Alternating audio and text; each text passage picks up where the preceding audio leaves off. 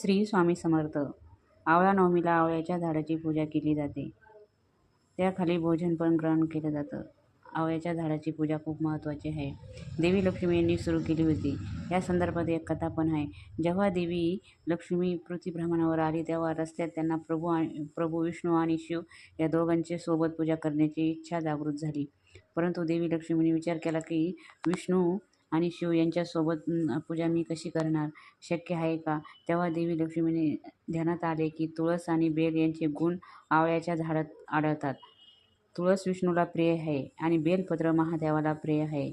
आवळ्याच्या झाडाला प्रभू विष्णू आणि शिव यांचे प्रतीक मानून देवी लक्ष्मीने आवळ्याच्या झाडाची पूजा केली. पूजामुळे प्रसन्न होऊन प्रभू विष्णू आणि शिव यांना देवी लक्ष्मीचे भोजन तयार करून आवळ्याच्या झाडाखाली जेवण करावेच लागले. तेव्हापासून आवळ्याच्या झाडाची पूजा करण्याची प्रथा सुरू झाली. जेव्हा त्यांनी भोजन ग्रहण केलं तेव्हा कार्तिक महिना होता. तेव्हापासून आवळा पूजन ही परंपरा सुरू झाली. अक्षय नवमी देखील म्हणतात. आणि आवळा झाडाखाली श्रीफळयुक्त अर्धा देऊन त्यांना झाडाखाली विष्णूची पूजा त्यांना खूप महत्त्वाची वाटली. चारही बाजूला त्यांनी तुपाचे दिवे लावले. आवळ्याला दिवे अर्पण करून त्यांनी खीर, पुरी, भजी अशी त्यांना नैवेद्य दाखवला. आवळ्याच्या झाडाची पूजा झाल्यानंतर 108 प्रदक्षिणा घातल्या. तेव्हा कार्तिक महिना रोज आवळ्याच्या झाडाची पूजा केली जाते. विष्णू शिवाला हे प्रिय आहे. एक पवित्र फळ असून हे अलक्ष्मीचा नाश करते आणि अशी समजूत आहे.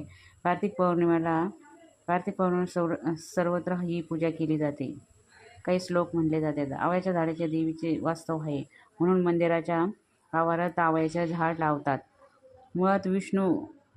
आवळ्याच्या झाडाच्या मुळात विष्णू आणि खोडात ब्रह्मदेव आणि फांद्यावर भगवान शंकराचे वास्तव आहे असे समजून त्यामुळे त्या वृक्षाला खूप मान दिला जातो. आवळे पूजन हे पूर्वीपासून चालत आलेलं आहे.